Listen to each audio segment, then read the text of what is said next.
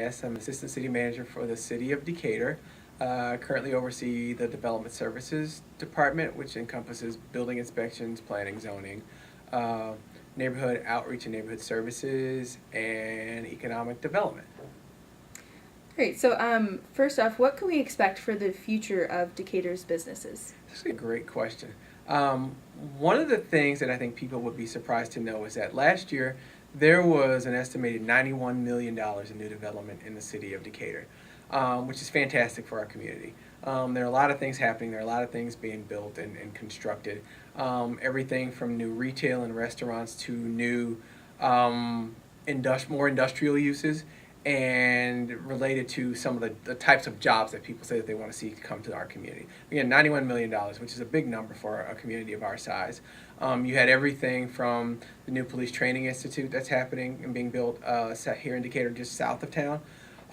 You have, again, new restaurants. Millikan University is doing an incredible amount of expansion in our community.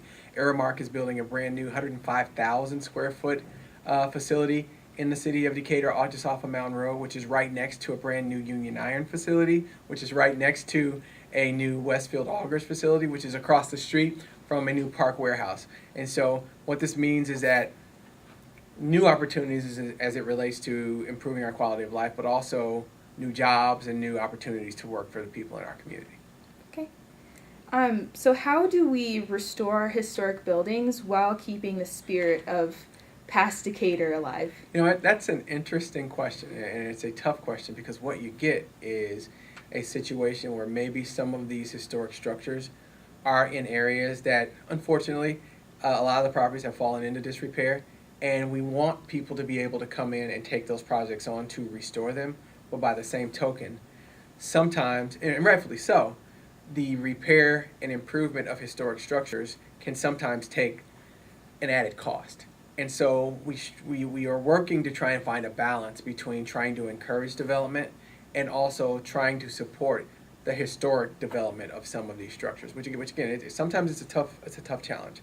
One of the things that we have an organization called HASC, which is the historic, a lot of work as it relates to preserving and protecting our historic structures in the city of Decatur. And so we work very closely with HASC as a staff to try and make sure that we are preserving as best we can these historic structures because they're important to our community. And we don't want to lose that history that so many people worked so hard to build in Decatur. How do we, as a community, create a safe and healthy environment?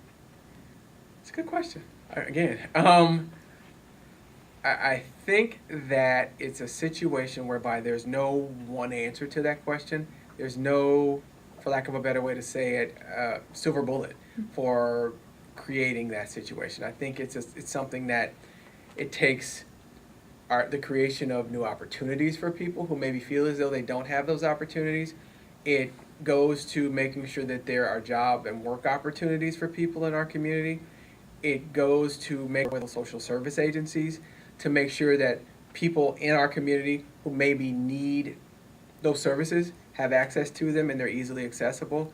It goes to our educational system and working with the school district and making sure that the curriculum in our school district is what it's supposed to be and is impactful and that I guess most importantly that the students have access to it and are actually learning. And now that's really, again, there are all those areas. All of those are not functions, so to speak, of Decatur city government, but it is important that Decatur city government work with all those entities to make sure that we're covering those areas. And so again, I don't think there's any one answer. I think it has to be a collaboration of a lot of different entities working together to make sure that, as you said, we are creating a safe and productive environment. And again, just as importantly, an environment where people have opportunity. Okay. So if there was a new business starting in Decatur, what kind of steps would they take with the city of Decatur to get that going? Sure. There are a couple of things. We would love for businesses and potential businesses to know that the city can offer a number of different services in helping a potential developer or builder to open a business. We can assist with, site location. We have a very robust site selection database where we can help people to find space and buildings.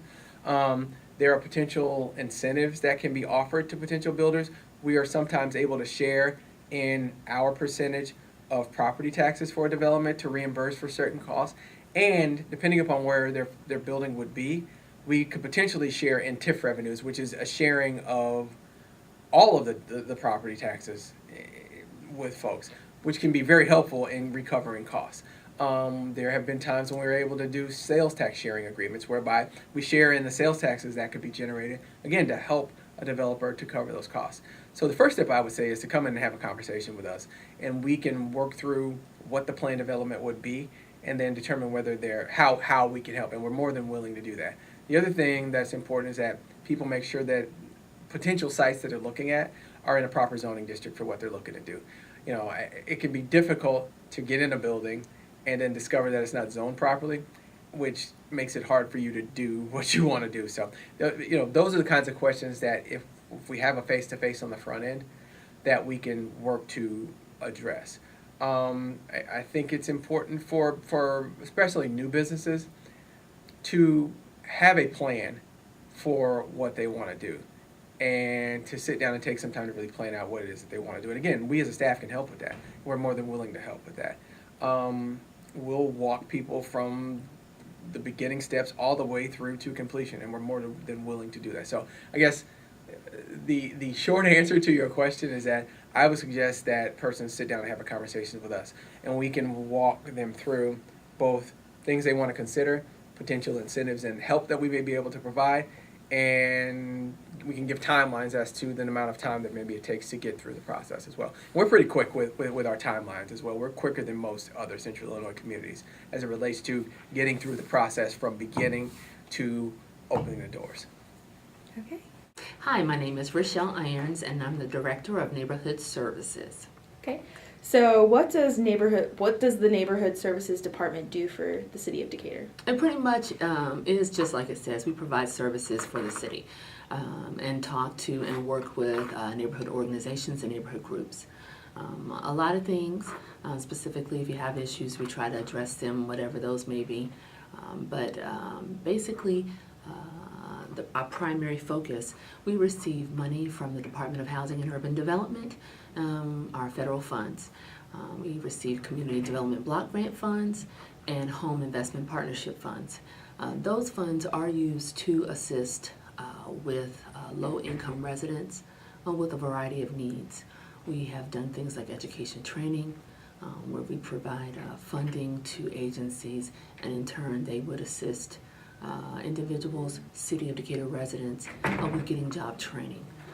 We also are able to provide residential rehabilitation to those who are eligible, those who own their own homes, and we're able to help them with a new roof, with needed code compliance assistance, so that they can stay in their home, and at the same time we can preserve the housing stock of the city. You have to own your house, you have to be income eligible. There are a lot of criteria with it, but we have been able to assist a lot of people over the years. We work within the community to provide collaborative efforts with different agencies, whether it be homelessness, part of a continuum. We just are able to do whatever we can to assist and build and make our neighborhoods better. Great.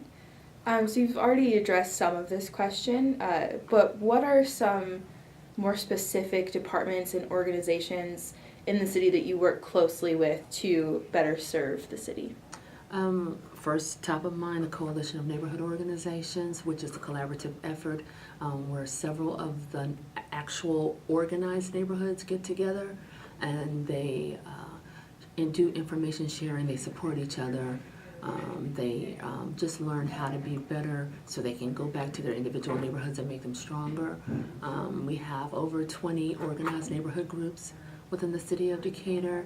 They have different names. They meet, by the way, on the fourth Tuesday of the month at the library at 5:30.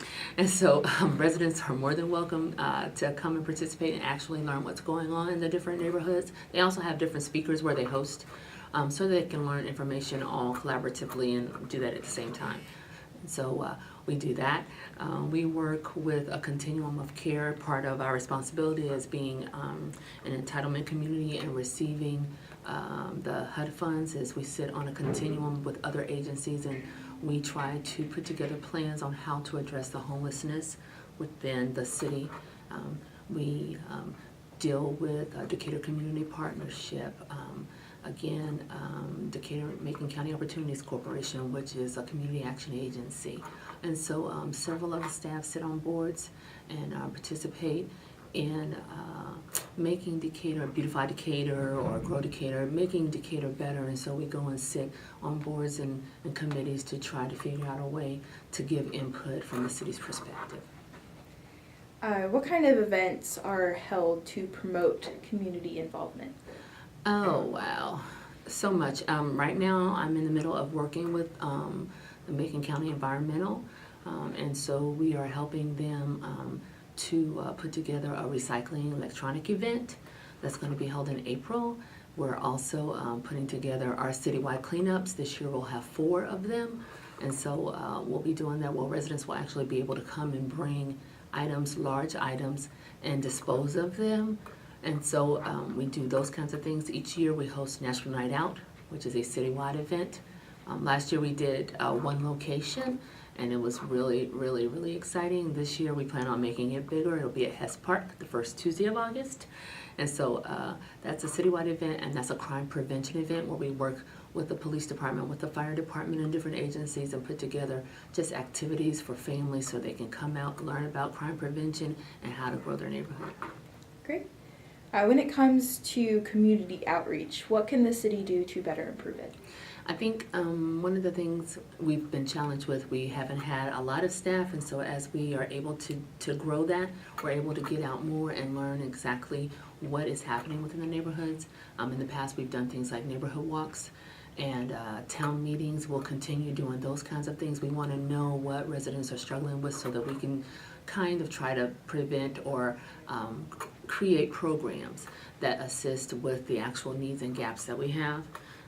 We recognize that we have to do more with our housing stock, which we're working, on a comprehensive neighborhood revitalization plan so that we can actually go and make our neighborhoods more desirable. And so we are working on that, and so we'll be needing and wanting and asking for input from residents as to what they would like to see their city actually look like so that we can address those things. So we know that we need to get out more and get more feedback from residents. With our federal funds, we do surveys and have public meetings, and those are opportunities for residents to come out and say, we wish that you would fund different programs. There are emergency needs, and so with the federal funds, we're able to assist if you don't have a furnace, if you have medically necessitated air conditioning because you have asthma or breathing problems. So we have created programs based on hearing from residents their needs. So we just have to continue doing that. All right, thank you. I'm Jim Getz. I'm the Chief of Police for the City of Decatur. Great. So what will the new training facility include, and how will it positively change the training of current and future officers? I don't know the details of what the new training facility is going to have. I know they're going to have an indoor range, and I'm quite sure with a new building they're going to have state-of-the-art, IT, computers and internet and just the top new learning technologies out there. So we know we'll have that, but as far as details, I don't know yet. I really don't think the training will change a whole bunch because the curriculum is set by the state, and so whatever the state curriculum is what they'll teach down at this training facility as well. I do think it'll give my officers opportunities to go down and be part of training new officers, which I think is good. If, to allow them to be part of training in Illinois, I think is great. What do you believe is the greatest challenge that Decatur faces when it comes to crime and crime prevention? Well, I think the biggest thing is our youth.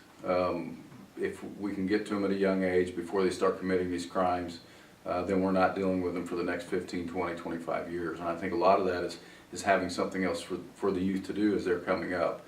whether it be jobs, whether it be entertainment, you know, when they're teenagers and not working yet and have entertainment, or when they're past that teenage life and now they are working, what else is there for them to do? So I think a lot of it is education, you know, keeping them in school and finding something for them to do other than being out on the streets committing crimes. What does the Decatur Police Department plan to do to improve the city's crime rate? Well, I think it's a multifaceted approach. You've got some offenders that are always going to offend, and so we have to target those folks, keep them off the streets so they're not out committing crimes. But we also have to, as I said earlier, you've got to get to the youth, and so I think that involves everybody in the community, whether it be your educators, your other leaders, the mayor, the manager, the city council, the police department. I think we all got to be in it together to get to the youth before they start committing these crimes and just have something positive for them to do. And what is the Decatur Police Department doing to break the negative stereotype that officers currently have in the media? We're just reaching out as much as possible. We're just trying to be at as many neighborhood, community groups, meetings, extracurricular events as we can. I spend a lot of Fridays, Saturdays, Sundays going to these things just to put a positive face out there for the police department, and our officers are doing the same thing. All right. Thank you so much. Good morning. My name is Rick Marley. I'm the Public Works Director for the City of Decatur, Illinois. So why do you believe water services, which has just been added under the Public Works Department, will be a good fit within this department?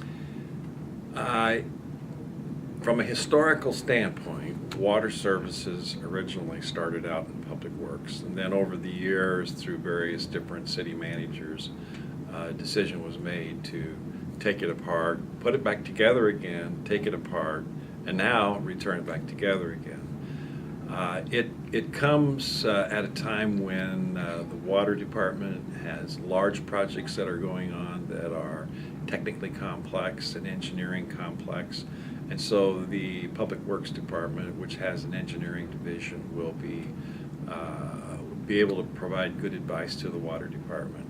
Also, from a operations standpoint, water services and municipal services have a great deal of similarities, and in fact do work together on various projects. So for example, when there is a water main break, the city will, the water services section will be doing the water repair, water main repair. Municipal services will be doing street repairs, and so there'll be a little better coordination between the two departments. And third, last part of it is that the city, since 2009, 2010, has had to reduce the amount of, has had a reduction in the amount of money that's available for equipment and operating and replacing equipment. Water services and public services, municipal services have similar equipment, and I believe that we can achieve economies by perhaps better sharing some of the equipment that we have. So what is the Public Works Department doing to improve streets, signs, lights, and sidewalks in Decatur? The Public Works Department has the responsibility for all infrastructure in the city.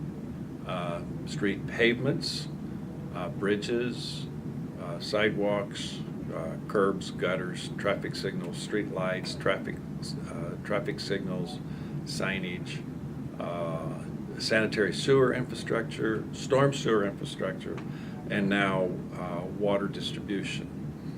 Not all of those items have the same level of priority. And therefore, certain items which have a lower priority are often not attended to as frequently as what we would like. Sanitary sewer infrastructure and fresh water distribution has the top priority. Those two items must be reliable and they must be secure. And by reliable, I mean water distribution, water production services must be operational 24 hours a day, 7 days a week without fail. And it is a challenge sometimes to make sure that that happens. Likewise, stormwater is very important because of the fact that it impacts people's quality of life and their property. Pavements are very important, as you can well imagine, because provide the transportation network that allows people to get to work, get from their homes to school, to wherever it is they're going, and for commerce to take place, for trucking to take place in Decatur. And bridges are also extremely important because these are vital links that connect different parts of the city and over barriers of one sort or another. So barriers could be the river, could be the lake, or it could be railroad yards. There's underpasses that go underneath railroads. These bridges must be maintained, and we cannot allow them to get to a state of repair where they need to be closed.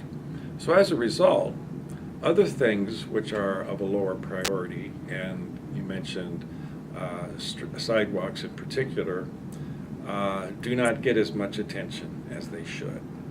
With regards to signs and pavement markings and traffic signals, these are maintained on a regular basis using state motor fuel tax money, and we do have a good level of maintenance for street signs. They are replaced on a regular basis. But we do not want to expand the number of street signs if we can possibly avoid it. We really want to resist the expansion and growth of the infrastructure because we just simply do not have any surplus revenue to support a bigger infrastructure. Okay. It's kind of a long answer, wasn't it? That's all right. So there's going to be work on the sewer system that we have. Yes. What will the Public Works Department be doing in conjunction with that? The sanitary sewer system, we have two different kinds of sewer systems. One is for storm drainage, and the other is to carry wastewater from your home or business to the wastewater treatment plant, which the city of Decatur does not operate. It is operated by the Decatur Sanitary District. So transporting sanitary sewage water, and I call it sanitary, but I like to call it just simply wastewater. Transporting that to the plant is the top priority because when you flush your toilet, you want it to go away and you never want to see it again. And unfortunately, the city's underground sewer infrastructure is old and has not received the level of maintenance over the past decades, and I do mean decades going back 30, 40, 50 years that it should have received. And so we have some problems in the system.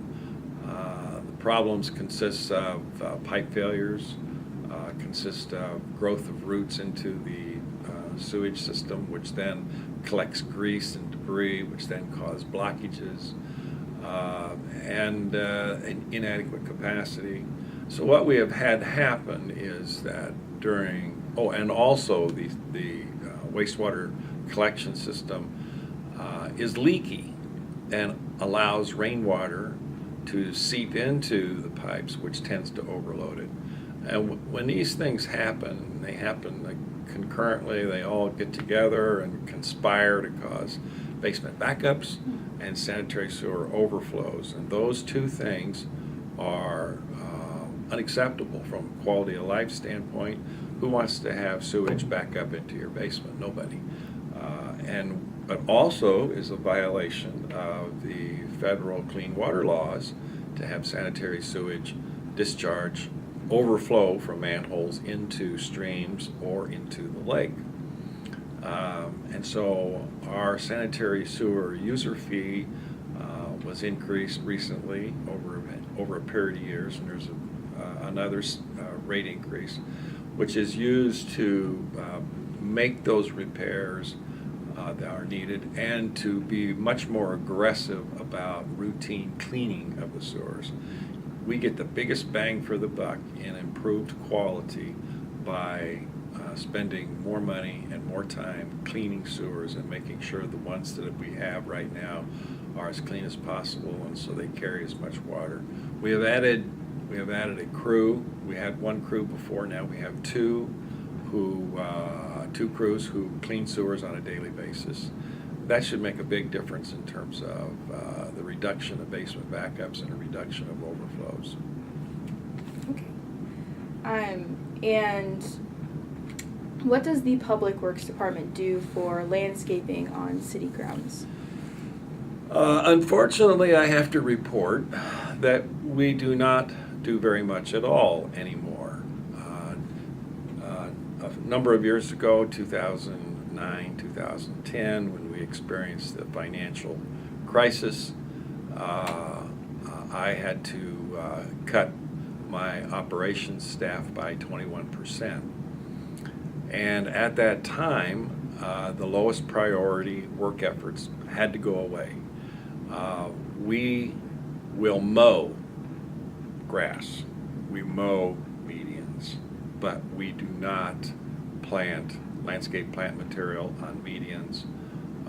We do not take any actions to maintain landscape plant materials. We simply cannot with the staff that we have.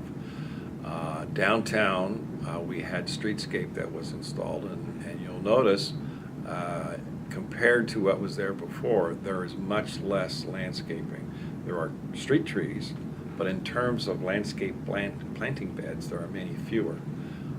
We do continue to maintain the landscape in Central Park. Central Park is really the central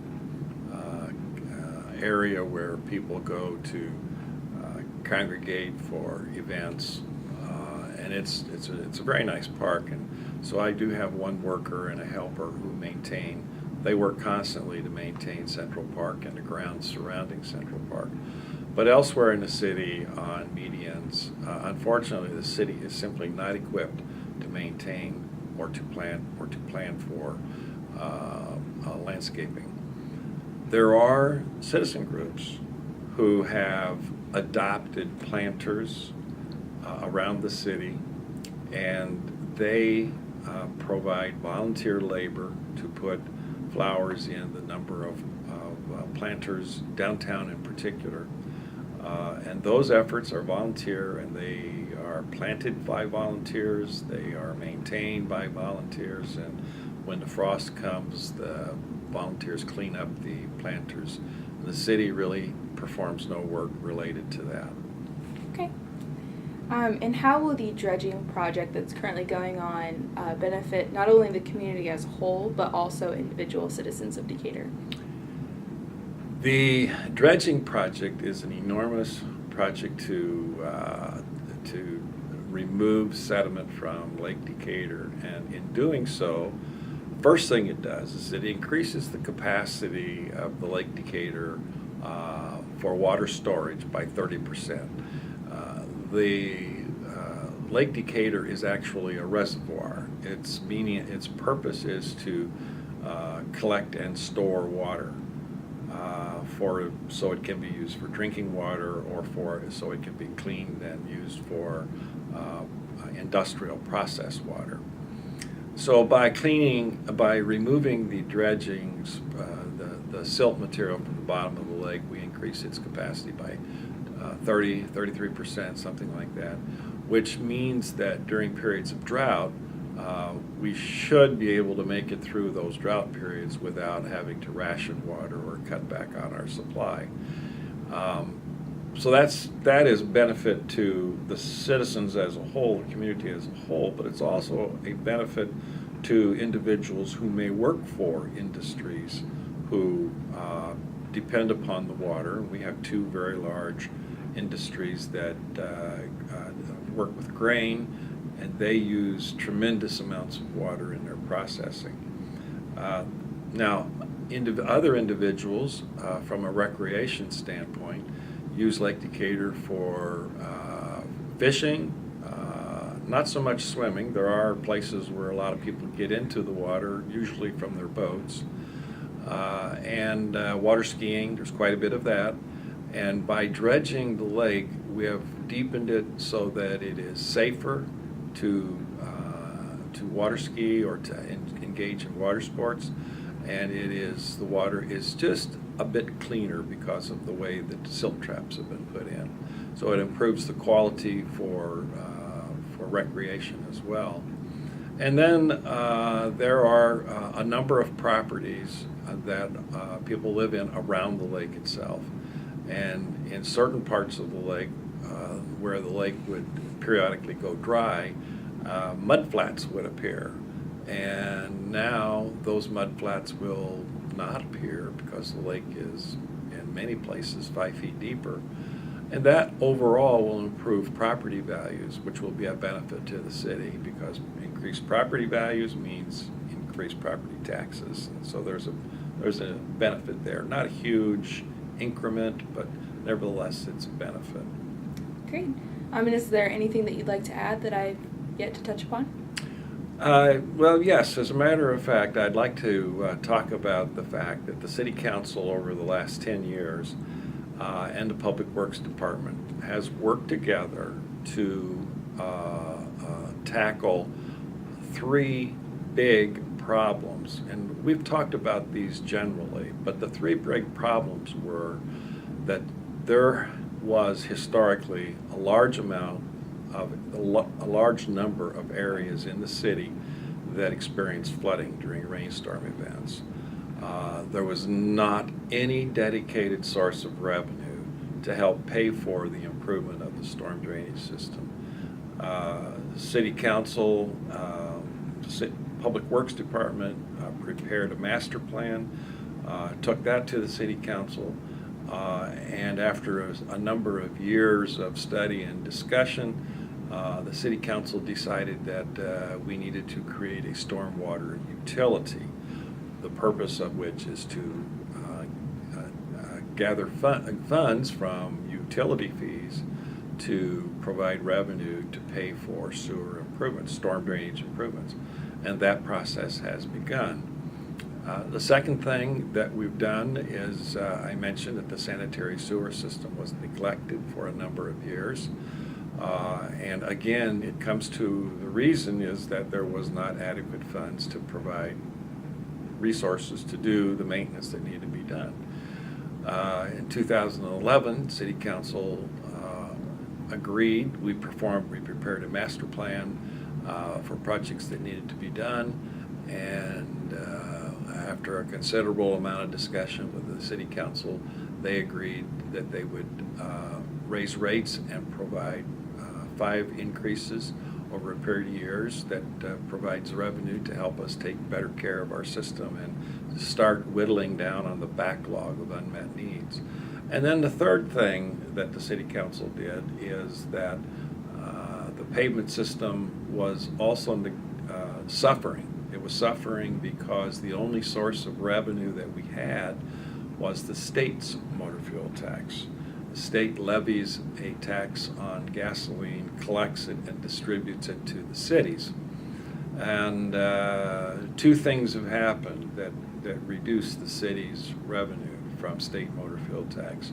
First, statewide motor fuel tax, gas tax was collections were reduced because of the deep recession that we had, and also because people had started buying more fuel-efficient cars.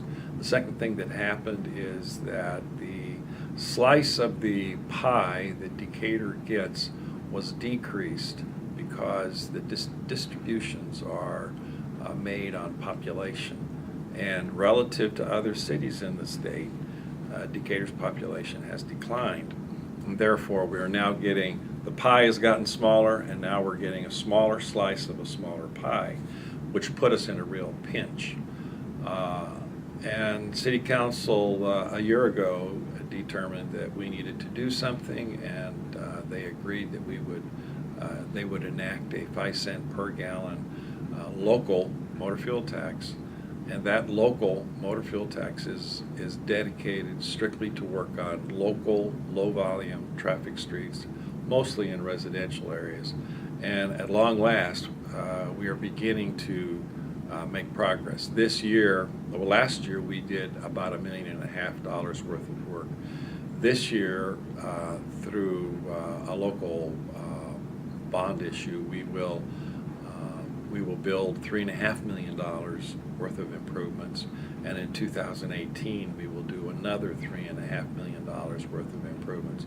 So this $7 million shot in the arm should make a difference on the conditions of many of the local streets that have not seen repair or improvements in 20, 30 years. So it's a big step forward. So all three of the major infrastructure items have received increased funding from the City Council. That's a big step forward. Jeff Abbott, Fire Chief for the City of Decatur. Great. And what are some ways that the new training facility will improve training of current firefighters, and how will it help improve recruitment? The way it's going to help the training in any firefighter that we have is that we need the training facility to be able to do a bunch of different training exercises to keep guys proficient in firefighting techniques and new approaches to firefighting. We had a tower that was in very bad shape. Parts of it were condemned, so we were to the point where we had to replace it. We had some budget difficulties for several years there that prohibited it, and then we finally we just actually used the new facility this week. Monday was the first day we used it, so it's gonna be a big help as far as keeping all the firefighters that we have on duty trained, and we look forward to using it quite a bit in the future. Great. As far as recruiting, I don't know that it will help at all with recruiting, because we don't allow recruits, or we don't take people out there that aren't city firefighters. However, we do take, we have leadership institutes that we take out there and spend a day with them, showing them what a firefighter does, and we have doctors and the medical staff from corporate health go out there so they understand what a firefighter does when they're doing physicals and fit for duty testing for us.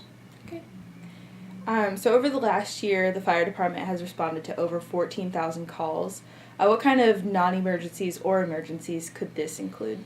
Yeah, I mean, right now in 2017, the fire department runs a wide spectrum of calls, and anywhere from obviously fires to cardiac arrest to something as simple as a lift assist, where you have an elderly person who has no one that she can call for help, or maybe her spouse is not strong enough at this time to help her or help him, and they call the fire department. And that's a typical call that's been on the rise for the last several years, and I would guess 600 or 700 a year is what we do. So that's kind of vehicle accidents where we're doing extrication of people who are trapped in cars, hazardous materials incidents, carbon monoxide alarms that go off, fire alarms that go off. I mean, there's a whole gamut of calls. It's not just firefighting. All right. Hi, my name is Lyle Metter. I'm the Deputy Chief of Fire Prevention and Administration for the Decatur Fire Department. Okay. So when a business wants to have fire safety training, how do they get that started, and what kind of things do they do? Right now it's kind of word of mouth. We have a lot of businesses that call. They call right here at Station 1 to the Fire Prevention Division. The number there is 424-2813, and they can ask for myself, Deputy Chief Metter, or they can ask for anybody in the Fire Prevention Division. And what we have available to them, we get called quite frequently to provide a speaker about fire safety. Sometimes it's topic specific, such as fire safety in the workplace. Usually it's just overall general fire safety. Other calls we get from businesses ask us if we are available to do fire extinguisher training. Most businesses, their insurance requires them to do fire extinguisher training with their employees. So we've got what we call a burn pan. What we do is we set up, usually takes anywhere from an hour to 2 hours, depending on how big the group is. And we give a small class on fire extinguishers, the classes and their uses. And then we actually go out to the burn pan. We've got a propane tank that we start a small fire in a pan, and the employees get to put that fire out with whatever class of fire extinguisher is readily available in their business. So we go through the pass method with them, and again, we do a class to explain all that to them. Most of them have to do that annually, so we do a lot of that. We do it at least one program every month at some place across town. The bigger places, the bigger businesses have their own training officer per se, and so they've got their own program where they do it, but we do still do a lot of it for private businesses. Okay. My name is Grayson Terrell. I am the City Treasurer and Director of Finance for the City of Decatur. I have been with the city for about 5 years now. My background, I've spent about 30 years in the private sector. Worked in a couple Fortune 100 companies. Made the transition from the public sector into private government, doing this in the state of Indiana, and have now transitioned to Decatur. And Great. Could you give a brief explanation of places, programs, departments that the City of Decatur funds? the City of Decatur is a $200 million enterprise. The budget for 2017, we have revenues for the total city of approximately $190 million, and we have expenditures for the city at about $200 million. This would say that we would operate the year 2017 with a $10 million deficit. This is because of the timing of when revenues are received and expenditures are made. The city is comprised of the City of Decatur is the finances are comprised of about 55 different funds, and the funds for the city are comprised of the general fund. There are a number of special revenue funds. There are debt service funds, TIF redevelopment funds, enterprise funds, trust and agency funds, and internal service funds. All total about 55 different funds. The primary fund that basically funds the operations of the city is the general fund. The general fund pays for police and fire protection. It pays for general government. It pays for code enforcement and neighborhood service, community development, economic development. That fund for the city is about $65 million. Stop. Special revenue funds are comprised of a number of funds that gain their revenue from a specific purpose or a specific funding source as defined by the city council. Such funds are the library, the state motor fuel tax fund, the local motor fuel tax fund, major moves fund, capital funds for police and fire, and the community development block grant funds and the home funds, both of which are federal program opportunities. Our economic development fund is already part of that. Stop. Hi, my name's Tim Gleason, City Manager for the City of Decatur. All right. So first off, what are some of the greatest challenges that you think Decatur faces? There's many, but when I say that, I also firmly believe that there's even more opportunities. One would be the uncertainty at the state level. It's been nearly 2 years without a budget, and that does definitely get in the way of some of our long-term planning. Here locally, it's very much an infrastructure chapter in our city's history, and trying to find the revenues and the resources to take care of those items for the city. Regarding revenues, we've seen a slight decline, and when we prepare our fiscal year budget that's presented to council for approval, since I've been here, 2 budgets, I've projected flat revenues, which is consistent with the trend that we've seen. So it just makes sense that project costs, personnel costs, cost to run a city is going to go up, and I am projecting flat revenues. So what gives? Your hopes are that you create an atmosphere where the community is desirable and it brings growth, expansion to existing businesses. People decide to locate here, but also we have to look internally, and absent a new revenue stream, what can you do to save money? And this past winter, proposed to council, they approved, it was a reorganization, which is gonna save about $325,000 in personnel costs annually. So that's a big number. Okay. And on the city's website, you have listed a couple of your major goals for the city. One of them is improving the fiscal state. How do we go about doing that? And I mentioned some of that just in the previous response. And really, when I was hired 2 years ago on the advertising brochure, the elected officials talked about the desirability of the community, and that that falls under a large umbrella of things when we talk about that in terms of the community's desirability. Declining property values, we've seen a slight uptick this year, and trying to address some of the challenges in the neighborhoods. We've addressed some of those in the form of a local motor fuel tax. It's used exclusively for non-primary roads or the residential roads, that the budget would not have touched those roadways in anytime soon. And then we're putting together the final pieces on our neighborhood redevelopment plan, using the uptick in property tax revenues that we've received as the revenue stream to fund this, and very excited about it. And as I said, we're getting very close to finalizing what we're going to propose to the council. Great. Another one of your goals is the Lakefront Development. What can Decatur residents expect with that? It's a partnership with the Park District. It's also an area that has long been a priority of the elected officials here.